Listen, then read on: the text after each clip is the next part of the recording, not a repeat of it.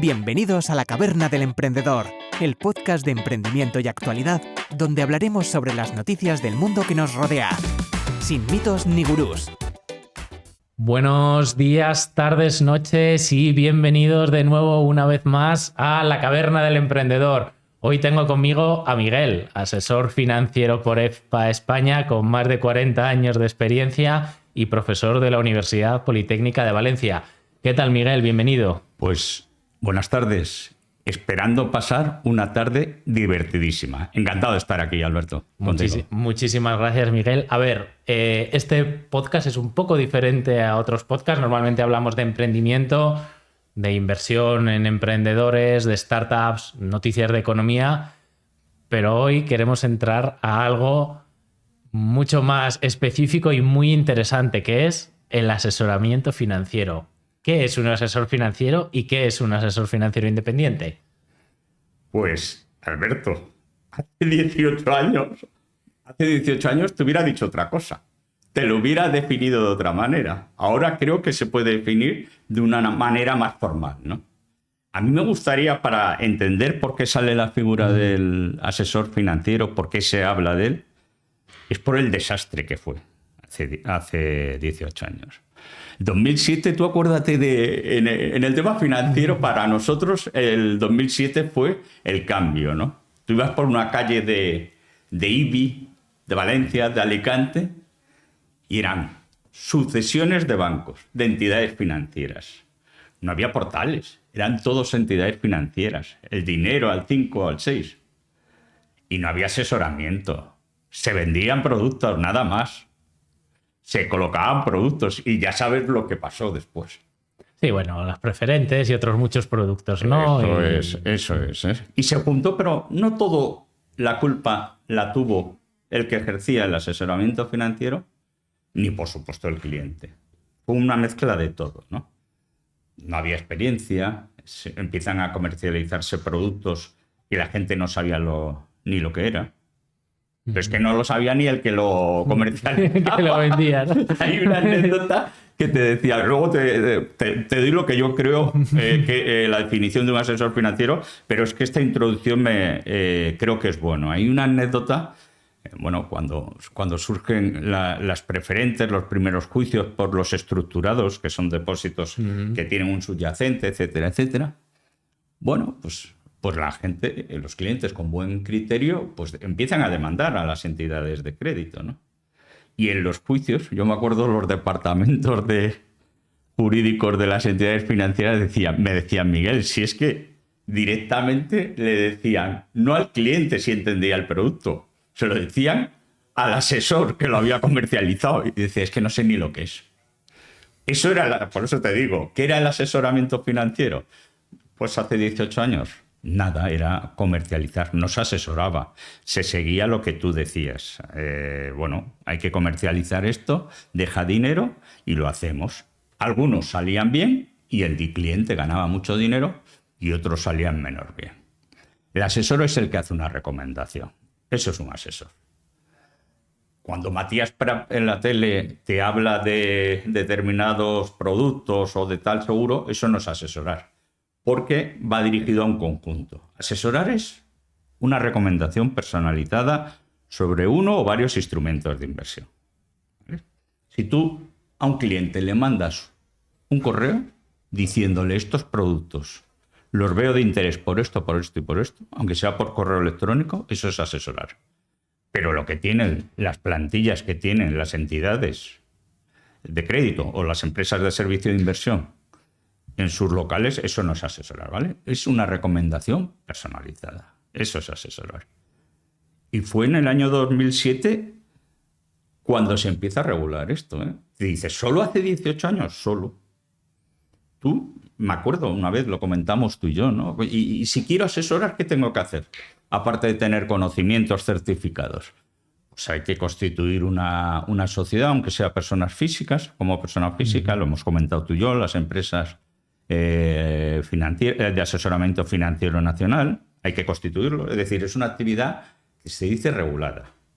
No puedo yo sacarme el título por mi universidad o por otra, o por un centro de formación y ponerme. No, tengo que seguir unos pasos, ¿no? Y en el 2007 fue el gran cambio, ¿no? Se empieza a regular y surge lo que tú decías. Se habla de asesoramiento independiente y no independiente. No sé por qué me haces esa pregunta, pero me llama la atención. No me gusta. Te hago la pregunta, mira, te voy a poner el micro para que te enfoque ahí y se oye mejor. Te hago la pregunta porque claro, la gente que está un poco más fuera del mundo de las finanzas, muchas veces tiene, aunque ahora menos al banco, como un sitio donde, oye, ven al banco que vemos qué hacer con tu dinero, que te recomendamos. Y claro, no sé, a mí no se me ocurre en otro tipo de negocio decir, oye, necesito esto, claro que te va a decir que sí, ¿no? O sea, yo el banco lo veo como un sitio donde tal vez te vendan los productos que tengan, puede que piensen más en ti o menos en ti, ¿no? Pues como el dentista o quien sea, ¿no? Oye, necesitas esto, necesitas lo otro, tal. Pero no es un asesoramiento como tal de, oye, ¿qué hacer con mi dinero? Porque él te va a vender sus productos y tal vez, dependiendo de la ética, entiendo que venderá los productos que más margen le dejen o los que más les interese para tu situación. Pero es verdad que tú cuando entras a un banco no te preguntan qué tienes en los demás bancos, cuáles son tus ingresos, cuál es tu patrimonio, qué dinero vas a necesitar. Te dicen, oye, tengo este depósito que está muy bien, ¿sabes? Eso es asesorar, lo que acabas de decir. Correcto. Eso es asesorar. Sin tener toda la información no puedes esperar que te asesoren. Yo recuerdo, Alberto, pues hará, no sé, 15 años, trabajaba en una entidad financiera y vino, el presidente del banco.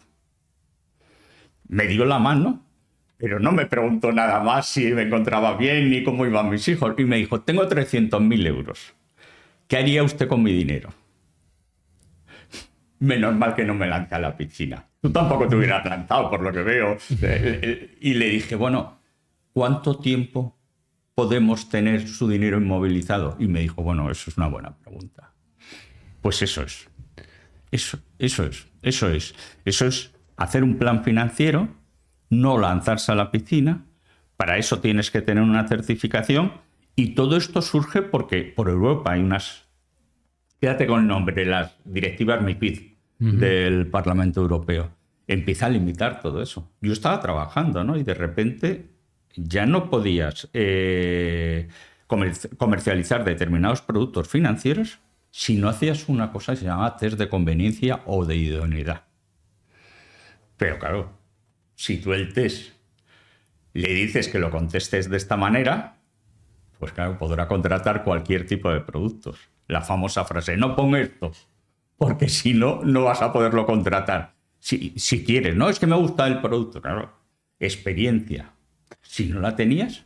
Claro, mi pregunta es esa, o sea, porque, vale, hemos llegado a los test de idoneidad, ¿no? O sea, genial, que al final, para los que no lo sepáis, básicamente los test de idoneidad son unos test en los que dicen, oye, ¿ha tenido usted experiencia con tal? Oye, y con eso ven si tú puedes contratar un producto o no puedes contratar un producto, ¿correcto? Claro, pero cuando tú vas a un banco y te dicen, oye, este producto está muy bien, pero me tienes que rellenar este test, y te dicen, tienes que ponerme esto, ¿qué estamos haciendo ahí? Quiero decir, porque al final es poner un papel extra que firmar, pero ya está. Tú has hablado de la profesionalidad y yo creo que ahí influye la profesionalidad de las personas. Yo considero que donde he trabajado en 3 entidades financieras, eran serias.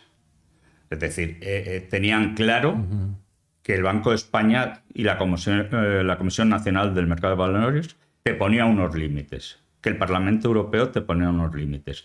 Y yo creo que se han cumplido. Evidentemente, en algún momento ha habido una laxitud, pero igual que en la concesión de préstamos. Correcto, sí, exacto. Es decir, la crisis no vino solo por parámetros económicos, sino porque se le da a una persona el 150% del valor de su casa. Pero en Estados Unidos igual, ¿eh? Que fueron los que lo empezaron con la subprime. Lo mismo hicieron, ¿eh? Accedieron a las casas gente que en teoría tendría que haberse esperado, ¿no? Bueno, pues yo creo que ahí jugaba la profesionalidad de cada uno, Alberto. Yo creo que sí, uno tiene una cuenta de resultados, tiene unos objetivos, pero como cualquier otra empresa. Pero había límites. Y si lo sobrepasabas, pues al final pues tenía sus consecuencias, tenía consecuencias económicas y jurídicas. Es decir, y el banco, fíjate, las entidades financieras te decían, nosotros no asesoramos. No querían decir que asesoraban, sino que solo informaban. Y yo creo que ahí es donde un poco viene el error, porque puedes no asesorar, pero la confianza en la banca era todo. El cliente confiaba en ti, Alberto. Si no, no hubiera pasado lo que pasó. Correcto, claro. La cuestión es, se cambia o se intenta cambiar el modelo de un modelo de, oye, el banco ahora vende y tú tienes que contar con un asesor. Pero claro, este asesor, ¿cómo gana dinero? Porque esa es otra de las preguntas. Porque aquí es lo que hemos hablado, dependientes, independientes, porque si el asesor gana dinero cobrando comisiones, ¿estamos un poco en la misma situación o no? ¿O es diferente? Sí. Vamos a entrar en el concepto de independiente y no independiente. Lo crea más el MiFID, ¿no? La directiva esta. Te dice que asesoramiento independiente es cuando tú ofreces una gama diversa, razonable de productos financieros, de manera que el cliente pueda ver diversas fotos.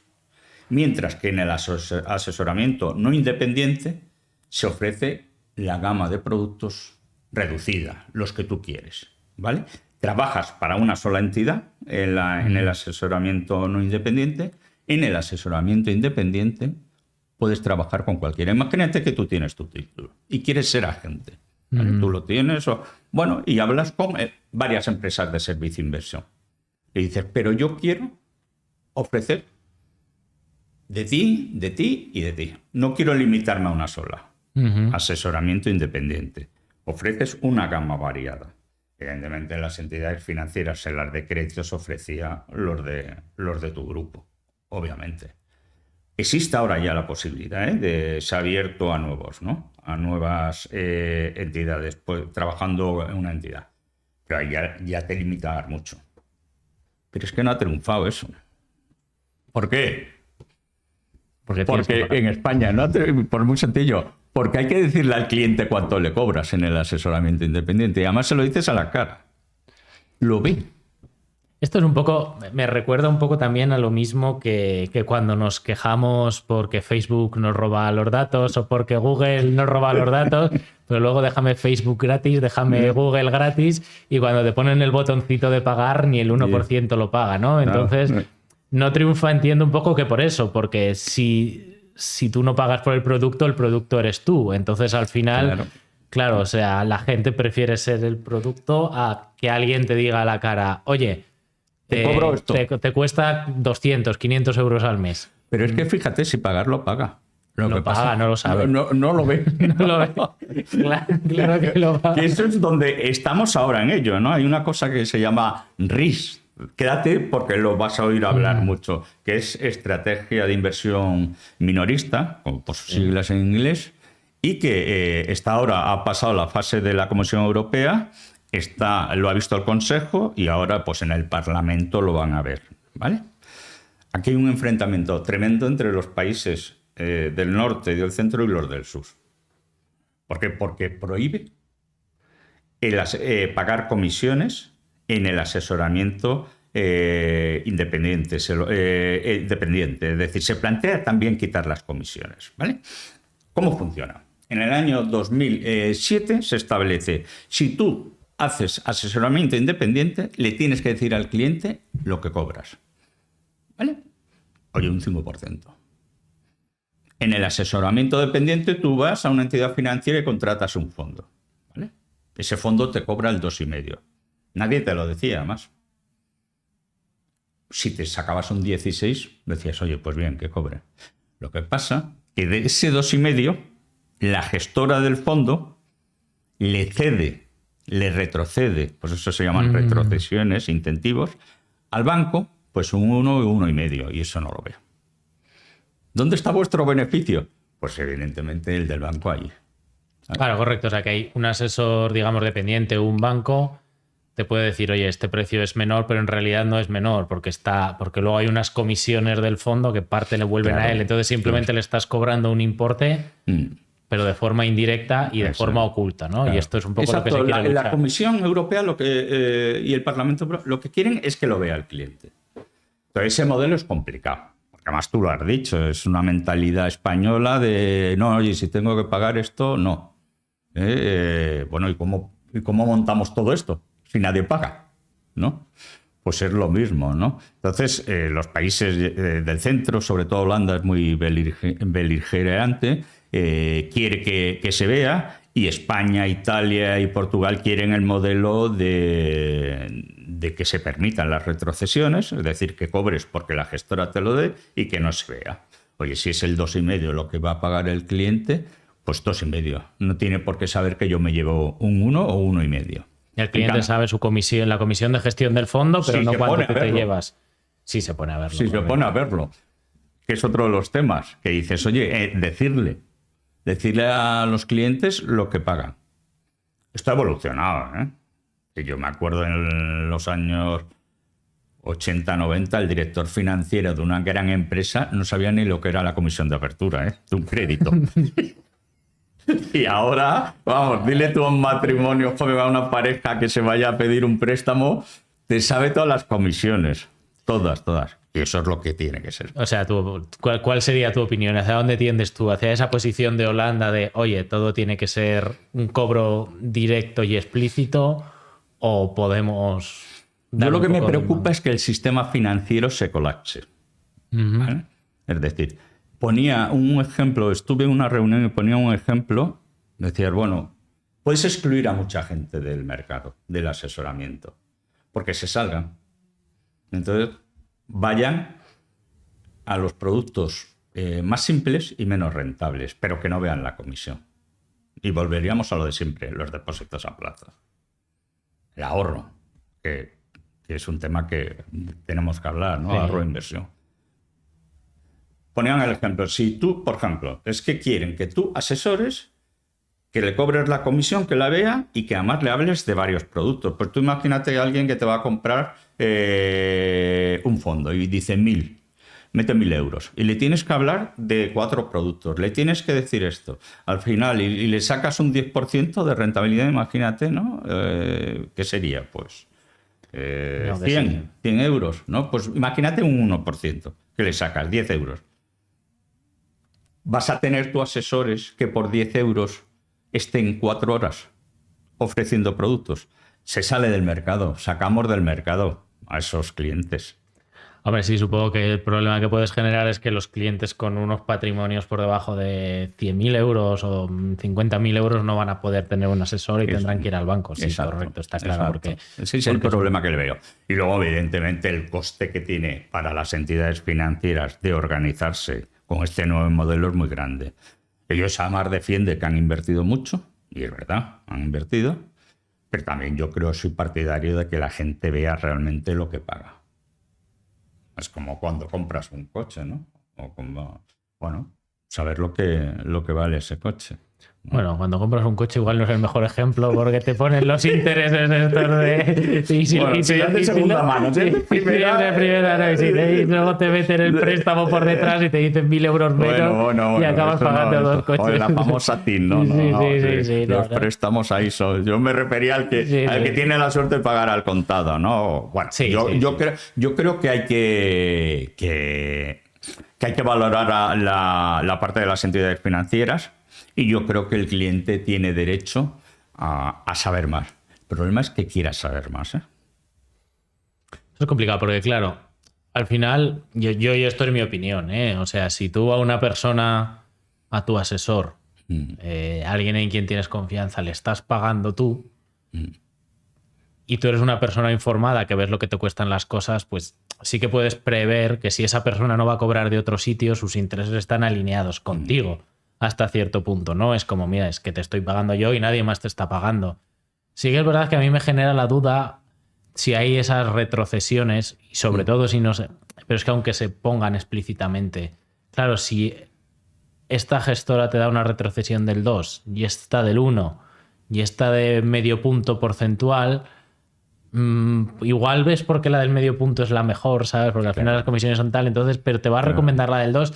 No es que la gente sea improfesional, ¿eh? Yo creo que la gente por defecto puede ser profesional, pero es mejor, yo en mi opinión, es mejor si no está el incentivo perverso para evitar que nadie lo sea. Claro, esto implica que tú tienes que pagar ese asesoramiento. Pero bueno. Te gusta más el independiente, ¿no? Hombre, a mí personalmente a mí sí, pero claro, yo no soy el ciudadano medio, que eso es a lo que vamos ahora, porque claro. Yo también me gusta más. Claro, sí. Pero me da miedo, ¿eh? Me da miedo las dos cosas que te he dicho. Claro, el problema es el ciudadano medio, porque un asesor bueno yo creo que querrá tener su sueldo, entonces no creo que acepte clientes con menos, alguno bueno de 100.000, 200, 300.000 euros, Exacto. Ciertas cantidades de las que si tú cobras una comisión, no sé cuál puede ser la comisión, pero no te va a cobrar más del 2% de la cartera, sino te vas a un fondo indexado y ya está, ¿sabes? Claro, entonces, que trabaje el mercado. Claro, que trabaja el mercado, porque no te va a poder sacar mucho mejor. Entonces es un poco como, por 1.000 euros al año vas a tener una persona que realmente tenga tiempo a mirar tu cartera. Claro, entonces hay mucha gente que va a los depósitos, pero claro, no va a poder pagar a un asesor financiero. Ya, pero ir a los depósitos... Yo eso nunca voy a ser partidario, ¿no? Porque volvemos a lo que a dos... ¿Tú conoces algún millonario que tenga el dinero en plazo fijo, en depósitos? No conozco a muchos millonarios, pero no, normalmente no, sueles tener empresas. Ahora que ha salido la lista Forbes, está famoso, de los 100 millonarios o 300 millonarios de España. Y si sabemos lo que tienen es porque lo tienen en bolsa, si no, no lo veríamos. Si no, no lo veríamos, claro. No lo veríamos, ¿no? Pues no creo que nadie tenga el dinero en... No, pero es un poco... fíjate, cuando has dicho una cosa que es básica, ¿no? Es decir, si a mí me cobran 2,5, lo vea o no lo vea, y me sacan una rentabilidad del 16, ¿qué problema hay? Lo que habrá que analizar también hay quién gestiona ese fondo. Yo recuerdo, una gestora que le tenía una admiración profesional tremenda, pero la tenía admiración por los datos. Era un fondo de pequeñas y medianas empresas europeas, un poco un tema que tú conoces, y hoy sacaban unas rentabilidades del 32 y el mercado sacaba el 20. Es que estaba en negativo y ella rozaba el 3. Bueno, las buscaba, las analizaba. Es que recuerdo un ejemplo que ponían una empresa que hacía piscinas. Bueno, pues voy a comprar acciones de estas. Las seguí un poco, me indexé a ellas, ¿sabes? Bueno, pues es que le gané un 40% en nada, ¿no? Es decir, pero ¿cómo lo hace? Yo creo, a mí ¿qué más me da que me cobre un 5% ella? A mí me da igual. Oye, habrá gente que le moleste, bueno, pero entonces, ¿qué quieres? Un depósito a plazo que ganes el 1, ¿no? Y que no te cobren nada, en vez de ganar un 20, claro. Sí, no, a ver, si la cuestión está clara, si al final, si tú cobras, pero realmente tienes ya no un histórico, sino un potencial de sacarle la rentabilidad, vale, perfecto, genial. No, mi duda es más porque ese asesor tenga interés en ofrecerte ese fondo. Si él te cobra directamente a ti, tiene interés en ofrecerte ese fondo. Lo primero, porque no te vas a ir si estás ganando dinero, te cobre lo que te cobre. Y lo segundo, porque tu patrimonio va a ser más alto el año que viene y como te cobran porcentaje de tu patrimonio y tal vez tenga un éxito, pues ya él encantadísimo, ¿sabes? Entonces sí que está muy alineado. Claro, si tu cobro es por la comisión, dependiendo del fondo, pues te dan una comisión más alta o más baja, pues creo que es donde puede estar el problema. Sí. Pero estoy de acuerdo contigo en que es muy difícil decirle a alguien, oye, pero es que te va a costar 1.000 euros al año gestionar tu cartera de 50.000. Hombre, pues yo creo que hay mucha gente que ya tengo muchas mejores cosas en las que gastarme 1.000 euros, aunque los vayan a pagar igual si lo tienen en fondo, ¿eh?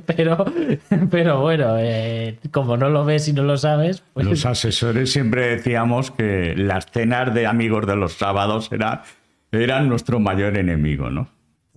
Pero en todos los sentidos, ¿no? Porque siempre hay uno que dice que te cobran 1.000 euros el banco.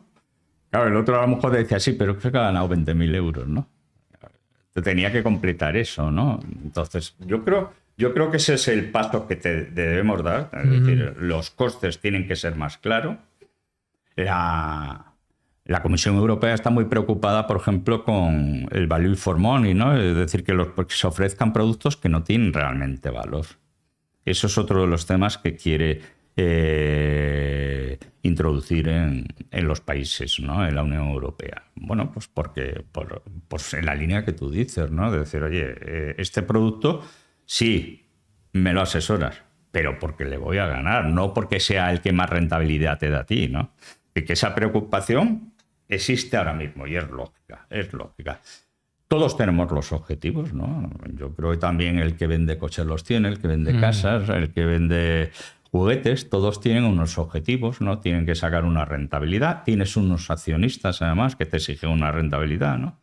Entonces, la mezcla de todos los factores es donde está el éxito, ¿no? Va a ser lento, ¿eh?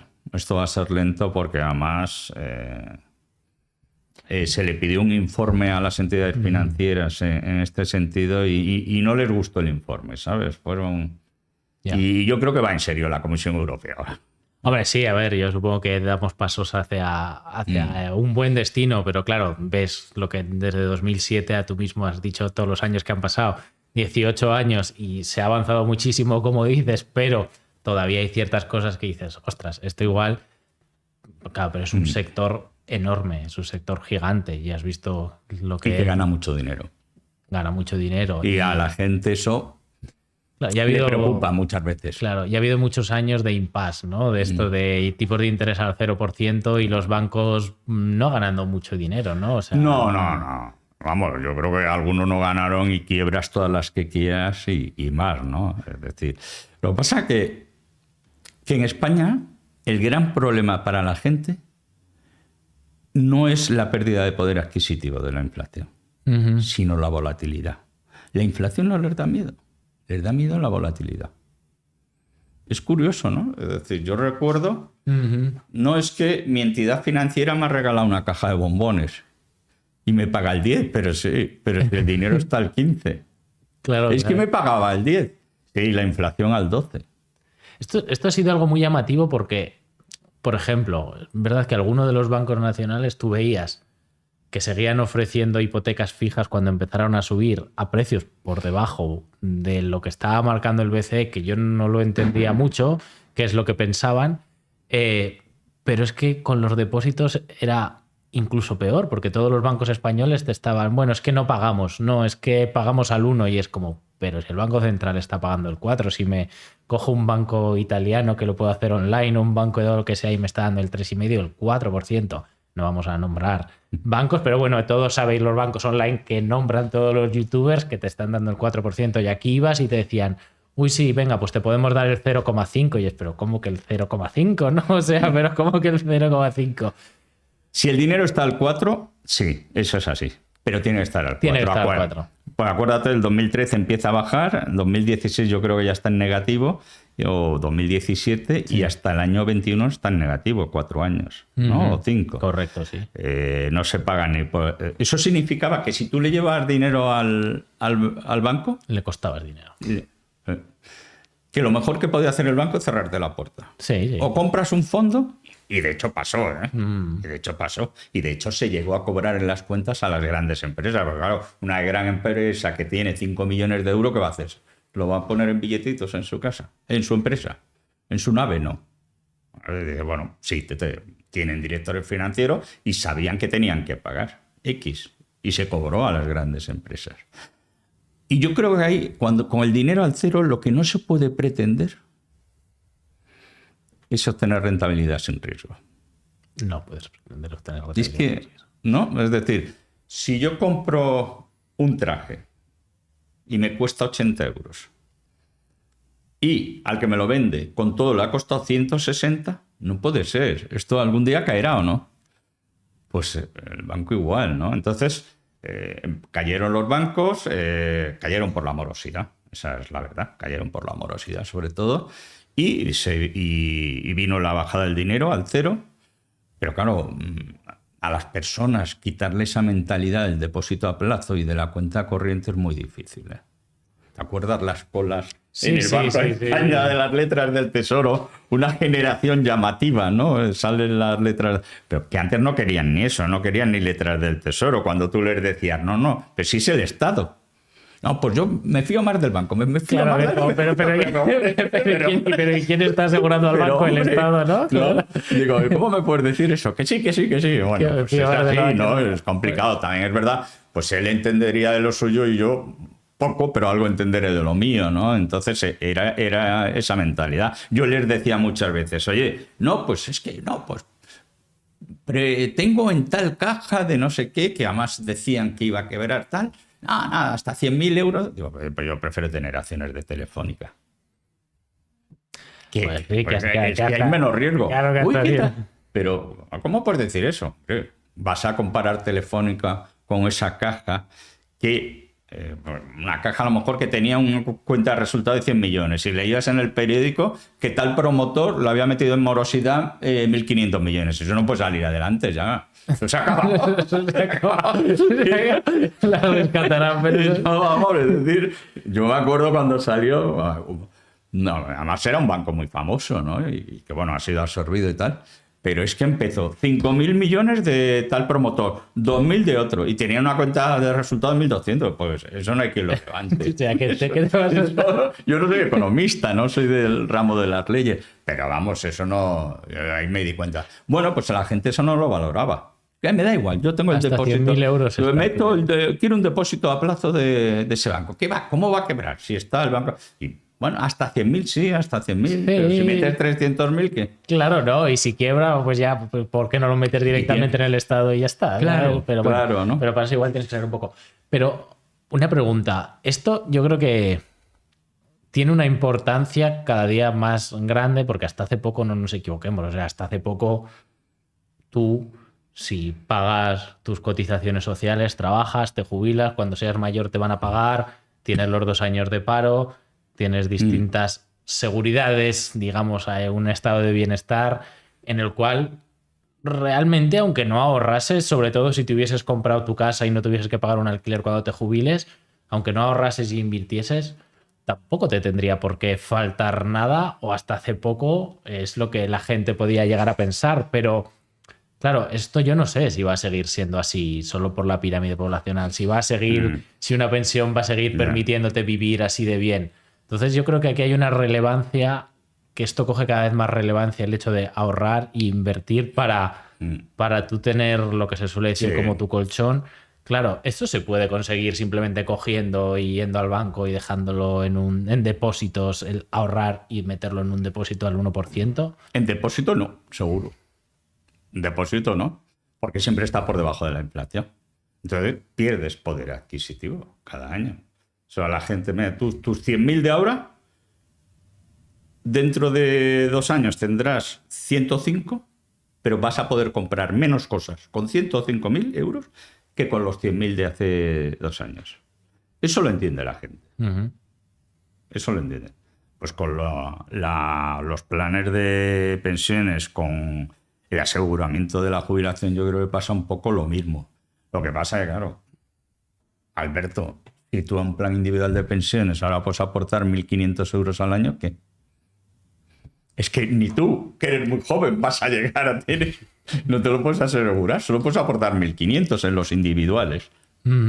Entonces, no hay una apuesta real por ello.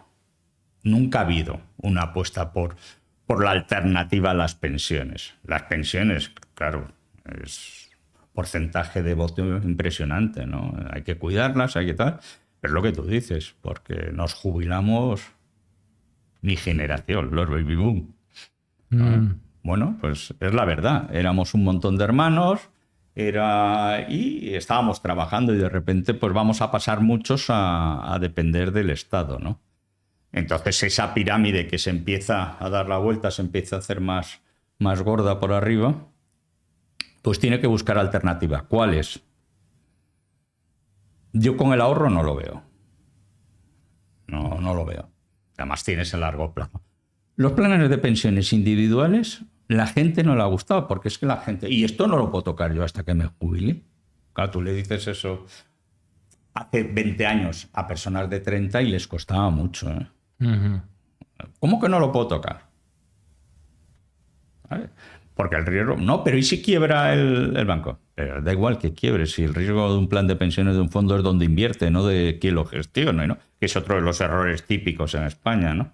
Sí, yo de hecho, fíjate, como anécdota, no tiré ni el banco ni nada, básicamente, o sea, estábamos hablando de remunerar una cuenta de una empresa y yo les comenté, oye, mira, es que esto que me estás dando, para eso lo pongo en tu fondo monetario, que me das un fondo monetario muy malo, ¿sabes? Bastante malo y con muchas comisiones y que daba mucho menos, para eso lo pongo en este otro fondo monetario de esta plataforma, que el fondo no es de una plataforma, y ya está, dice, ya, pero es que eso, ¿qué seguridad te da?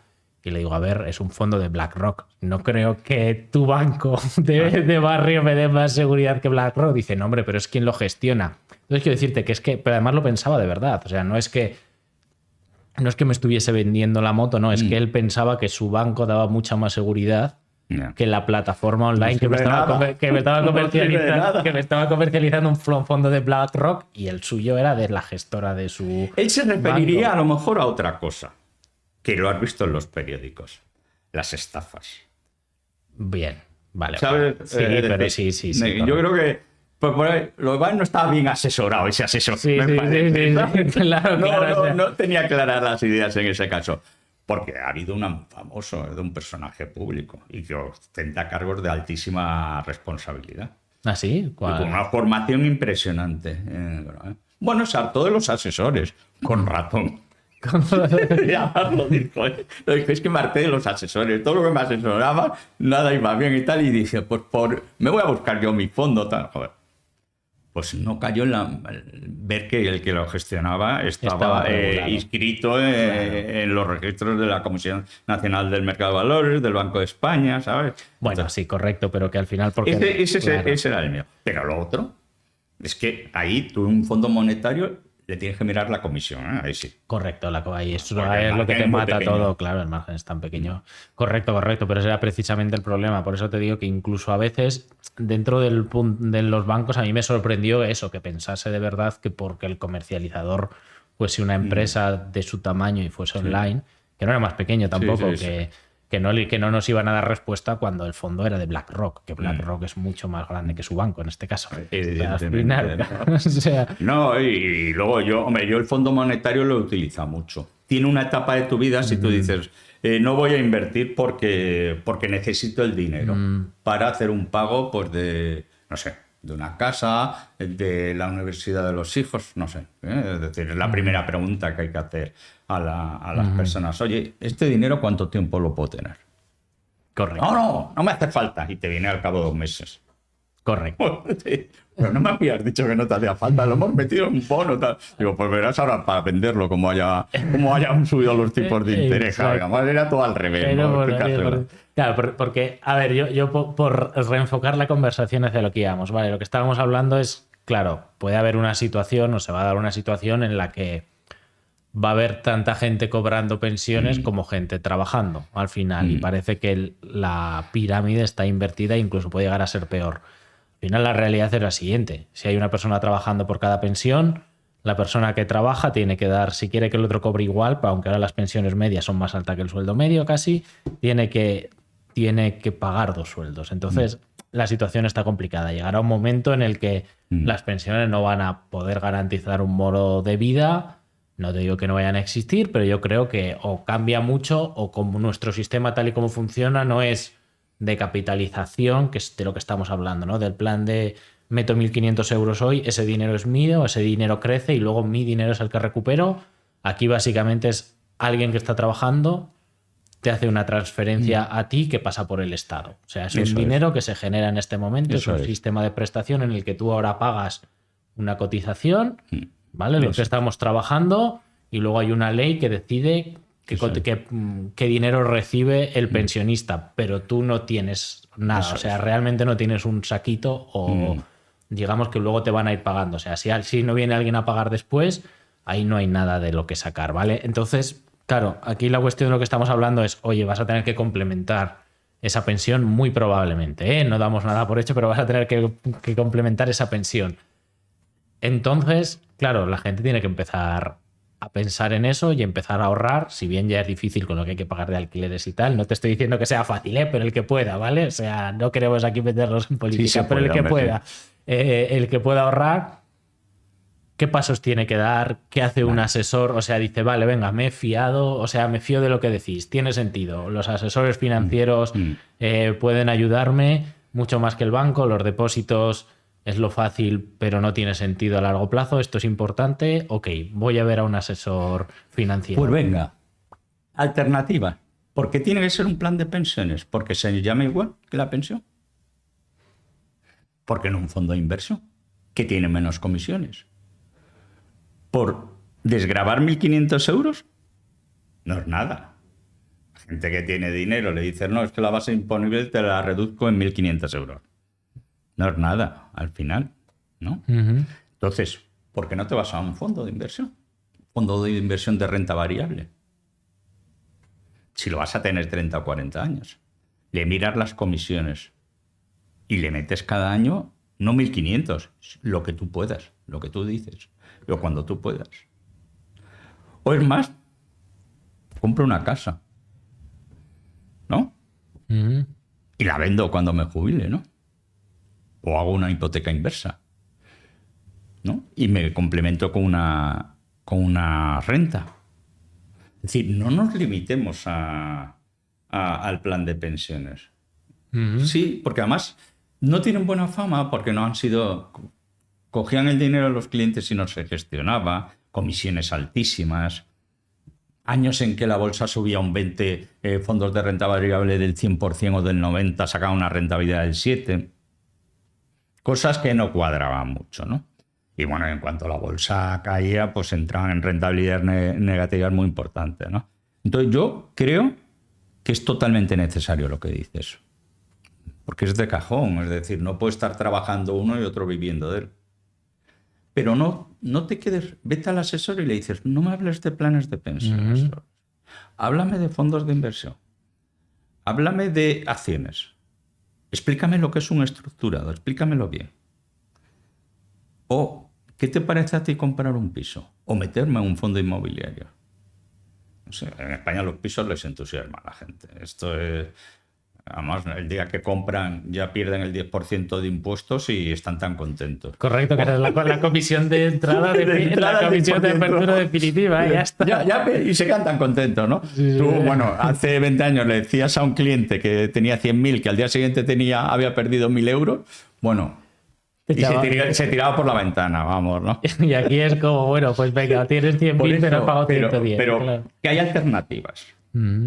Y arriesgando. Hay que decirle al cliente, oye, si metes 200.000 y mañana tienes, o dentro de 6 meses tienes 180.000, ¿qué pasa? Pérdida de 20.000 euros. Lo vendo todo. Ya sabes que no hay nada que hacer. Pero aquí también un poco es la mentalidad, ¿no? Porque lo que tú dices, la volatilidad es riesgo, ¿hasta qué punto? Porque si no lo quieres sacar en 10 años, igual no lo es. Ya, ¿sabes? pero la gente cuando relacionaba el banco con seguridad. Entonces no admitía que tuviera menor valor su inversión. Que no.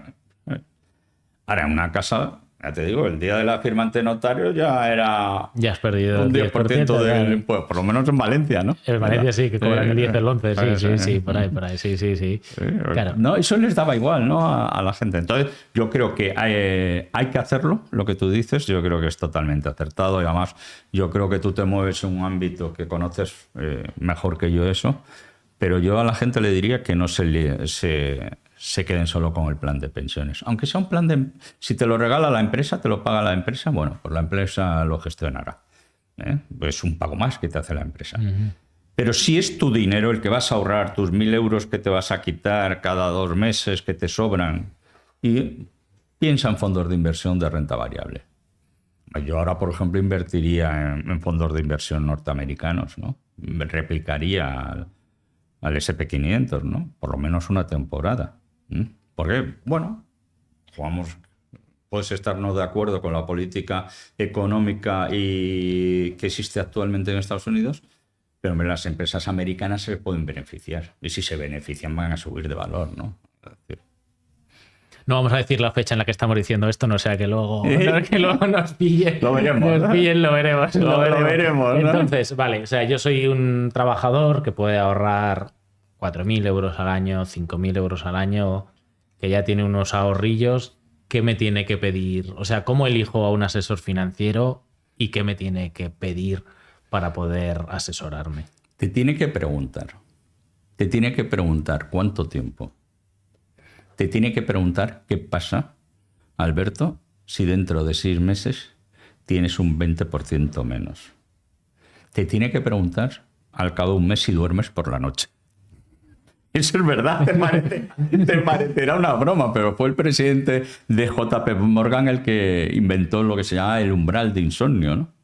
Sí, en las escuelas de negocio dábamos eso, ¿no? Iba con un amigo y decía, no duermo por la noche. Demasiado riesgo. Y dice, pues vete vendiendo poco a poco hasta que puedas dormir. Pues es así, ¿no? Es decir, bueno, hay gente que ha nacido con el riesgo, sobre todo el de herencia, que ha heredado acciones, ¿sabes? Y ese vive con el riesgo. El que no lo ha vivido, el que ha estado toda su vida en depósitos a plazo es muy complicado. Claro, es complicado que tú aceptes que has metido 100.000 euros que te ha costado ahorrar y que no has perdido, pero que sobre el papel pone que tienes 70.000. Claro. Que es, por ejemplo, lo que en una época durante el COVID, estos 2 meses, o sea, era complicado. Yo tenía fondos y demás y bajó un 33% en 2 meses.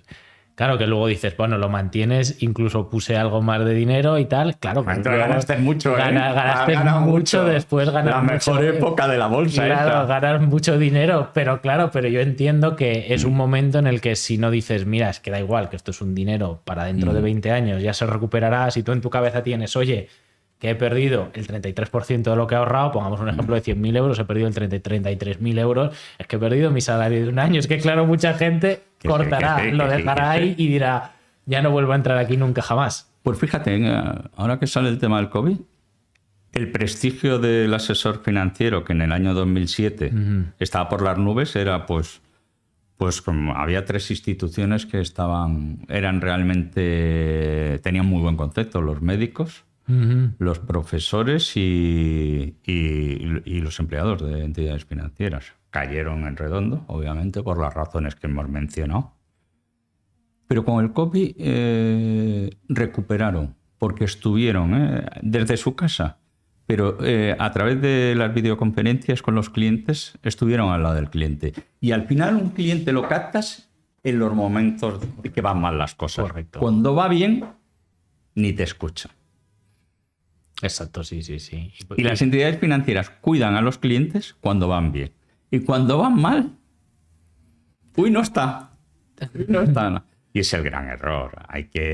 Tú buscas un asesor que cuando de ese momento contactó contigo, ¿pudiste tú contactar con él en los momentos del COVID, esos que te preocupan? Bueno, yo no tenía un asesor, yo lo hacía yo, pero sí, correcto. Sí, al final entiendo que sí, en esos son en los que te tiene que poder escribir. Correcto. Te tiene que decir, oye, venga, vamos a reunirnos hoy y dentro de 2 semanas. Oye, y esto ha pasado por esto, y vamos a fijar un calendario de reuniones. Y si te parece, si no vas a dormir, pues cambiamos las posiciones a esto y volvemos a hacer el test de idoneidad y de conveniencia para ver realmente tu perfil. Pero claro, hay que decir la verdad. Eso no me hace falta el dinero. Y no, es que se va a casar mi hijo. Joder, no sabías hace 3 meses que se casaba. Se va a casar, claro. Eso te digo. Pregúntale. Y lo vas a tener que pagar, pregúntale. No, y además va a hacer una boda impresionante, ¿no? Claro, porque ahí si necesitas el dinero, ahí ya sí que la pérdida es definitiva. Si tienes que vender donde estés, realizas, claro, ¿no? Ese es el horizonte temporal, ¿no? El tiempo que transcurre desde que pones el dinero hasta que lo haces líquido, ¿no? Correcto. Ese es un concepto fundamental. Y el otro, el que hemos mencionado, la tolerancia al riesgo, ¿no? Que te determina un perfil.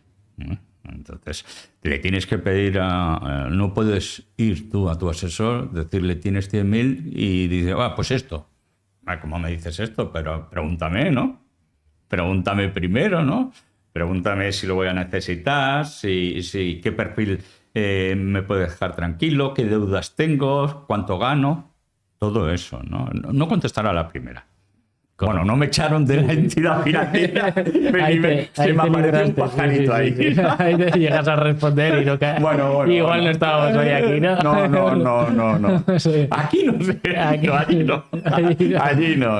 Sí, Ya. fue gracioso. Correcto, claro, porque al final todo esto no es tanto que unos productos sean mejores que otros, que sí que los hay mejores que otros, pero que unos productos sean mejores, porque puede haber productos malos, no porque sean mejores que otros, pero que siempre hay un equilibrio, entre comillas, en los buenos productos, riesgo, rentabilidad, y entonces depende todo mucho más de tu situación que de que realmente un producto sea bueno o un producto sea malo. Es decir, si tú necesitas el dinero dentro de 3 meses, no puedes meterlo en bolsa, no puedes meterlo en bonos a 10 años porque te la juegas, ¿sabes? Sí, tengo más rentabilidad durante 3 meses ya, pero lo tendrás que tener en un monetario o en el banco. Eso es. Así es que no puede ser de otra manera, ¿no? Lo que pasa es que yo creo que también una cosa que es bueno es que cuando vayas a invertir, analices o le pidas que te analice los diversos fondos. Los ratios, hay una serie de ratios que no vine a contarlos aquí, pero que te los analices, que miden la eficacia del gestor del fondo, no del asesor, del que gestiona ese fondo. Esas personas que no vemos, tú no los ves. Si te metes en internet, en tu banco, en tu empresa de servicios de inversión, si te metes sí que aparecerá, porque es obligatorio que ponga el nombre y la cara y todo, ¿no? Y lo ves, ¿no? Y hay gente muy buena, ¿eh? Hay gente muy buena. Pues bueno, pues como muchos emprendedores que tú has visto, ¿no? Oye, voy a meterme en esta empresa y estos gestores detectan este tipo de empresas. Ya te digo que tenía una parte, pues no sé, un 3% en una empresa de piscinas y lo explicó en una reunión cuando vino, ¿no? Pues oye, yo pensé que esto con el boom del turismo en España, las piscinas van a ser necesarias. Joder, tú que eres de la zona de Alicante lo verás, ¿no? Hay piscinas por todos lados, ¿no? Te metes en Google y son todo piscinas algunas zonas de España, ¿no? Pues así es, ¿no? Entonces tienes que ver eso. Y además, yo creo que en tu sector es mucho más fácil verlo. Enséñame los fondos. Enséñame los fondos y lo comparas. A ver, compáramelo con este que invertía en el IBEX. A ver, enséñame qué han hecho las empresas del IBEX. O invertía en el Eurostock o en el S&P 500. Enséñamelo. Es la única manera. Ver si el gestor aporta algo más. ¿No? Ahí está. Ver si el gestor aporta algo más. Te voy a intentar poner en un compromiso. A ver si llegamos a este. ¿Qué opinas entonces de esta gente que recomienda, oye, mételo en inversión pasiva, ¿no? En un fondo que siga al mercado con las mínimas comisiones posibles? ¿Crees que esto tiene sentido para el inversor medio? ¿Para quién son estos productos? O la gestión activa y pasiva, qué difícil esa decisión. Pues he estado en las dos posturas. ¿Sí? En las dos. Entonces puedes defender las dos, ¿no? He estado en la activa porque hay gestores muy buenos. Con lo cual, si son muy buenos, le van a ganar al mercado. Porque claro, en la pasiva, cuando baja la bolsa, baja, ¿no? Baja, correcto. No, pero este se sale. Este ya se ha salido. Y cuando está abajo, compra. ¿Cómo lo hace? Pues porque es muy bueno. Entonces, yo hubo... Cuando le veías que lo repetía, ¿sabes?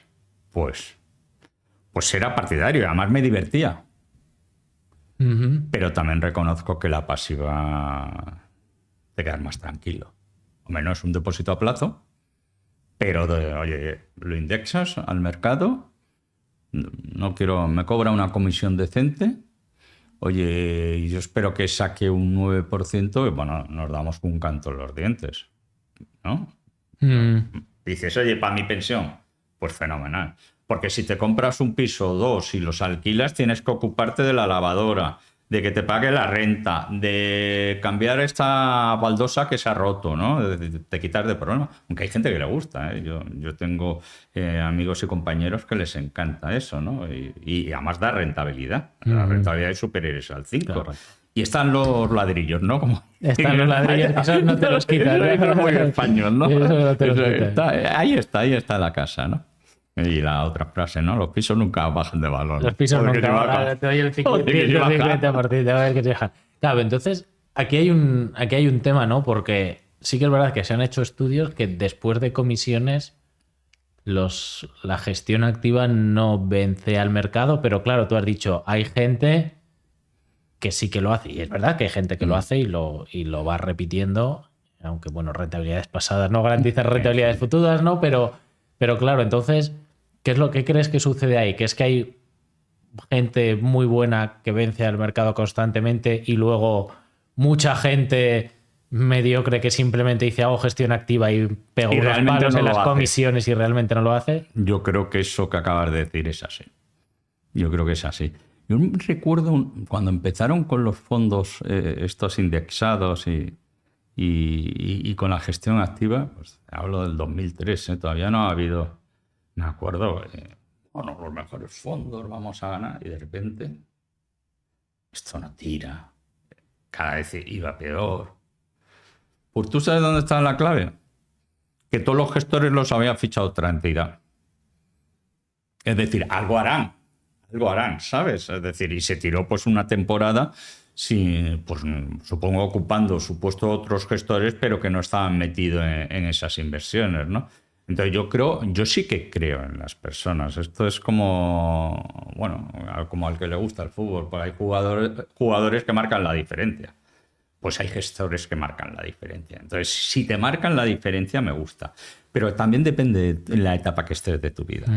¿Sabes? Es que depende mucho. Si tienes un sobrante grande, no vas a comprarte nada, no te vas a comprar una segunda vivienda, porque dices, mira, yo me voy a un hotel y no quiero segunda vivienda, que me quito gastos que no va el agua, no va la luz. ¿Sabes? Bueno, me vale con el hotel o con los viajes.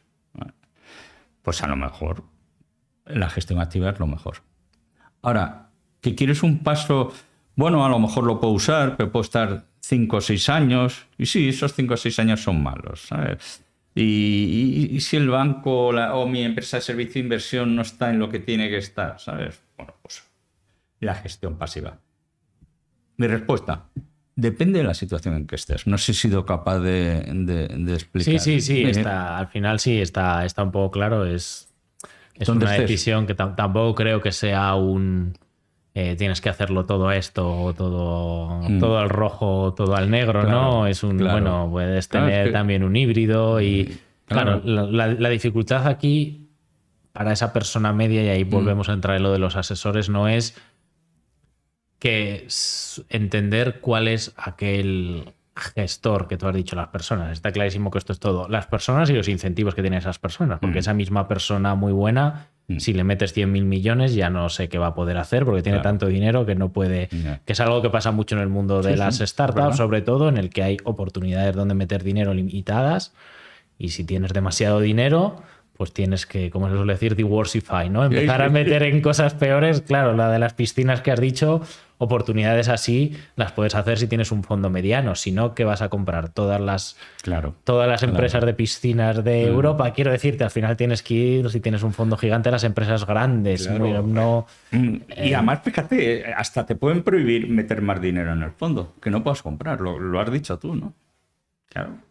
¿Por qué no? Porque no puedo dar ya la rentabilidad. Correcto, exacto, porque si tú tienes un fondo pequeño sí que puedes encontrar esas oportunidades y puedes no romper el mercado, pero... Lo que pasa es que esos fondos pequeños, ahí no va el cliente, ahí si no lo diriges tú es muy difícil, porque además le da miedo. Porque además piensan que tienen la garantía del banco. Ninguna. Un fondo de inversión es donde inviertes. Eso, hay muchísima gente y de un nivel educativo determinado y elevado que no lo sabe. Sí, es que yo me acuerdo del ejemplo cuando las tormentas financieras y la gente te decía, oye, te paso de otro banco esto, tal, y te decían, te paso el fondo de inversión. Digo, eso es lo último, en las acciones. Eso no depende de dónde estés. Ah, ¿no? Pues era un empresario de primer nivel. Al final, el fondo tiene las acciones fuera de su balance. O sea, las acciones que tú tengas son tuyas y tu problema es si quiebran las empresas dueñas de las acciones. La educación financiera. Sí, correcto. Exacto, pero ahí yendo a la educación financiera, claro, como para alguien medio que no tiene una suficiente educación financiera, que es el punto al que vamos ahora, para él es prácticamente imposible saber si un gestor es bueno o es malo. Entonces tiene que confiar en alguien y tiene que ser en un asesor, y tienen que estar los incentivos alineados. Pero claro, sin ningún tipo de educación financiera nunca vas a saber si los incentivos están alineados, si tu asesor es independiente y está pensando en ti o está pensando en las retrocesiones, si el riesgo es de las empresas finales en las que estás invertido, del fondo o del banco que te lo ha comercializado. Todo eso es muy difícil. ¿Qué opinas de la educación financiera en España? La clave. Yo creo que eso es la clave. Y por lo menos que se extienda. En la directiva esta RIS, que está en proyecto, la Comisión Europea te decía que en el año 22, que es cuando, ¿te acuerdas? El dinero al cero, el 77% del dinero estaba en ahorro, en cuentas corrientes y en plazo. Con lo cual, al cero. Y en España más, España 90%. España el 90% era dice, pero ¿esto cómo puede ser? Y al cero eres generoso porque mucha gente pagaría comisiones por tenerlos. Pero también a su vez decían, tenemos que crear un sistema que proteja a los inversores y necesitamos que suba la cultura financiera. Cultura financiera es muy baja en nuestro país. Y la cultura fiscal, ya ni te digo, vamos, es... Bueno, ahora mismo en YouTube no ves más que vídeos de gente diciendo cómo evitar impuestos y tal, pero pero eso no ya... soy experto, es lo suficiente, lo que te da mucho prestigio de cara a la gente. Entonces, cultura financiera, educación financiera, joder, la básica. Van a venir, Ahí había una ley en proyecto que se paró por el tema de las elecciones, pero te van a obligar, Se habla también que hay colegios ya que el tema de la educación financiera pues lo tienen, lo que no es obligatorio. Es que lo piensas, pues un chico de 20 años que, hombre, si estudia económicas no, pero una ingeniería, oye, una carrera dura, o medicina. Oye, esto es el tipo de interés que, claro, tú dices, me está tomando el pelo, ¿sabes? Me está tomando el pelo. ¿Cómo no vas a ver esto, no? Bueno, pues es así, pues bastante tiene con lo suyo, ¿no? ¿No? Es como, ¿yo qué voy a saber? Claro, pero eso es válido en un sistema en el que, bueno, pues tienes un trabajo para toda la vida, luego vas a tener unas pensiones, si te vas al paro te pagan 2 años de paro, pero en un sistema en el que vas a tener que ahorrar para invertir, para luego poder recuperar esa inversión. No saber lo que es el tipo de interés, yo lo veo peligroso, ¿sabes? Es como no saber que no te tienes que tomar un medicamento sin receta o no saber... bueno, no sé, bueno, bien, vale, pero quiero decir cosas básicas, ¿no? Ya. Como comer de forma saludable o cosas básicas, ¿no? Sí. Porque lo vas a necesitar al final. Yo creo que es todo. Lo que pasa es que hay que... A ver, yo creo que la primera medida sería a lo mejor en el colegio empezar, porque además a la gente, a los niños les gusta. Es un tema que explicado de una manera sencilla les gusta. El dinero les preocupa a la gente. La salud y el dinero les preocupa, ¿sabes? Y de hecho cuando las familias tienen una persona que trabaja... ¿Tú qué harías en el sector financiero? ¿Tú qué harías con estos 100.000 euros? Digo, yo preguntarte antes, ¿no? Pues lo de siempre. Entonces, si esa persona tuviera una cultura financiera determinada, no te haría esa pregunta. Te diría, oye, mira, he invertido en esto tal o quiero invertirlo porque tengo estas necesidades o las voy a tener y quiero tener esta rentabilidad. Entonces, es fundamental, yo creo, el tema de la educación financiera por un tema que yo creo es importante. RIS está obsesionado con la protección al inversor, pero también está obsesionado que haya tanto dinero sin invertir. Porque ¿cómo pagamos los proyectos de sostenibilidad? ¿Cómo pagamos los proyectos de infraestructura, de electricidad, de luz? ¿Con depósitos a plazos? No. Es que al final un depósito a plazo es que, claro, o sea, el riesgo, a otro. Claro, al final el riesgo va el préstamo que se hacen préstamos del banco. Se lo presta a otro cliente. Claro, en préstamos del banco. Esto, o sea, es decir, tú cuando dejas un depósito, vale, sí, los bancos generan dinero, lo que quieras, pero que son préstamos del banco. Vamos, claro, vas a para comprar un coche. Hay ciertos proyectos que no que no se pueden financiar con un préstamo bancario, Y, que necesitan, claro. necesitas accionistas, Necesitamos, y tú lo conoces, necesitamos meter dinero en startups, en grandes empresas, en grandes proyectos.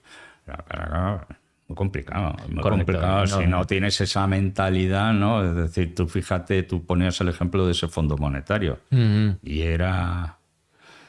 Bueno, Claro, sí, pero correcto. Es que yo me imagino ahora, oye, financiar una startup, que se hace, a veces, porque una persona ha puesto un depósito y el banco me da dinero, tú no puedes financiar un proyecto con ese riesgo con deuda, porque se hace ya. Y hay entidades como Enisa y similares regionales que te dan unos préstamos con unos intereses bastante altos, que no tienen avales. Pero ¿qué es lo que pasa? Que muchas veces las empresas mueren porque van más lento de lo que se esperaban o generan menos dinero de lo que se esperaban, tienen una deuda de 100, 120.000, 150.000 euros con unos intereses que pueden rozar el 7, el 8% porque son intereses altos. Pues igual podías tener un negocio rentable, pero no vas a poder nunca devolver 150.000 euros al 8%. No es el instrumento para financiar una empresa, un proyecto de este tipo, una empresa. Igual que lo contrario, ¿eh? También hay gente que a veces me dice, oye, y pues a mí me gustaría meter dinero en startup que va bien. Yo creo que, ostras, he ahorrado 10.000 eurillos, ¿puedo meterlo en alguna startup? Y yo, no, has ahorrado 10.000 euros.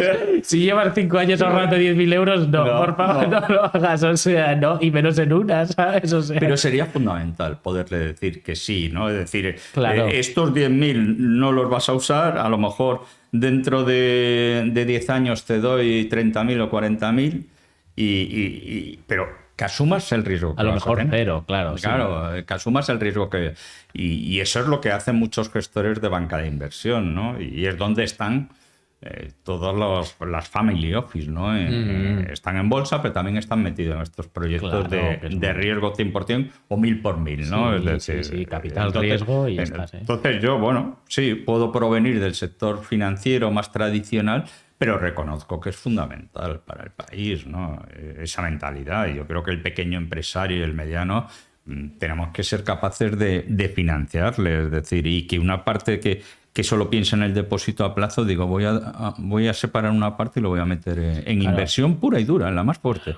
Una parte en inversión pura y dura, otra en inversión pues de un fondo de estos de indexados, si quieres, otro en fondo flotante y bueno, me guardo un dinerito para mi cuenta corriente para los pagos. Entendiendo que las partidas más arriesgadas tienen que ser pequeñas porque puedes, por supuesto, perderlo todo. Pero bueno, también es verdad que, a ver, igual al principio he estado un poquitito más como criticando, digamos, oye, las ventas y las retrocesiones y tal, pero es verdad también que del otro lado yo detecto a veces un poquitito, ¿no? Del lado del cliente, un poquitito también de hipocresía, y no decirlo hipocresía como tal, pero por ejemplo a mí me sorprendió las noticias en el que había huelgas porque habían subido mucho las hipotecas a tipo variable y es como... Ostras, te han llevado al notario, las acabas de firmar, tipo variable, sabes que va a estar ligado a esto, sabes que te puede subir, te lo ha dicho el notario. ¿Realmente no lo sabías o te estás intentando aprovechar de que alguien te rescate? Es mi pregunta. Me lo han puesto fácil. No, pero hay una cosa, yo me acuerdo, yo fui yo estrené esa ley del 2017, ¿cuándo fue? ¿2019 o 2017? Sí, no fue hace tanto, sí. Pero la ley de créditos inmobiliarios. Bueno, vas una semana antes, el notario te dice, oye, esto es una hipoteca, tal, y esto es así, tal, y si cambian los tipos de interés y tal, y si no lo entiende, pues no puede firmar la hipoteca. Y si no firma la hipoteca, no hay casa. Claro. Uy, lo he entendido todo. Claro, ¿qué va a decir? Claro, ya, pero es que... Lo he entendido todo. Ya, claro, pero es que... El notario lo sabe, claro que lo sabe. Es decir, ¿qué va a hacer?